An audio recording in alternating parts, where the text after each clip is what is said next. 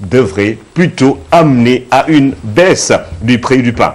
Escroquerie, corruption, recyclage de fonds, on se met avec Sud Quotidien sur la piste de 33 milliards, de 38 milliards plutôt, sur les 92 déclarations de soupçons de blanchiment d'argent reçues en 2011 par la Cellule nationale de traitement des informations financières, CENTIF, contre 84 en 2010, 92% proviennent des établissements bancaires et financiers. Le rapport 2011 note une hausse de près de 10% des déclarations de soupçons. Sud Quotidien donne des chiffres et quelques détails sur les procédés utilisés justement dans le cadre du blanchiment d'argent ou le financement du terrorisme au Sénégal. Bien mal acquis. Une autre notion qui fait l'actualité à la une avec Aïda Diong qui se retrouve à la une du quotidien. Femme d'affaires, membre du comité directeur du PDS. Elle est attendue à la DIC aujourd'hui, rapporte Libération. Convocation lui a été décernée hier par les enquêteurs qui s'intéressent à son patrimoine,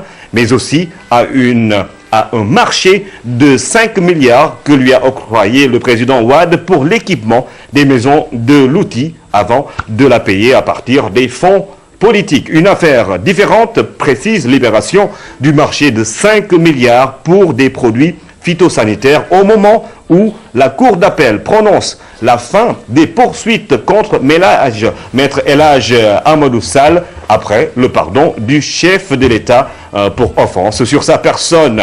Quand Macky Sall ravale sa colère, Ousmane Ngom, lui, l'exprime dans Direct Info. Il explique pourquoi il a accepté de répondre aux enquêteurs par souci du tribunal de l'opinion, déclare l'ancien ministre de l'Intérieur. C'est un harcèlement contre le PDS et ses responsables, lance Ousmane Ngom dans Walfadjri.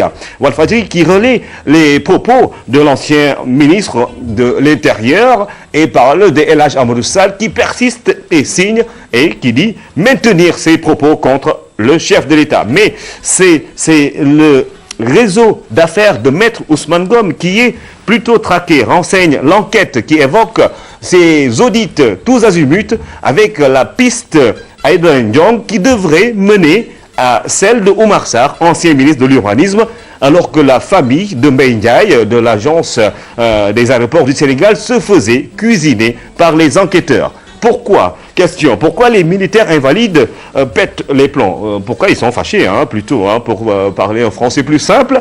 Ils ont découvert, écrit Le Pays au quotidien avec surprise, que l'indemnisation de 10 millions promise par le président Macky Sall ne concerne que 33 djambars. Et c'est pour cela qu'ils ont voulu vraiment faire un sit-in devant le palais de la République des anciens djambars qui devrait également s'intéresser à ce qui se fait au Mali où les djambars sénégalais sont déjà sur place avec lui Philippe Sayen, notre reporter attitré pour l'armée sénégalaise. Le Sénégal justement, écrit Le Soleil, va contribuer pour près d'1 milliard de francs CFA pour l'équipement des forces d'intervention au Mali. Le Mali, la Gambie, voilà, la Gambie qui améliore ses relations avec le Sénégal. Et c'est Babacar Diagne, ambassadeur du Sénégal à Banjul, qui le dit, il y a une nette bonne amélioration entre Mboka dans nos relations avec la Gambie, puisqu'on est tous des frères.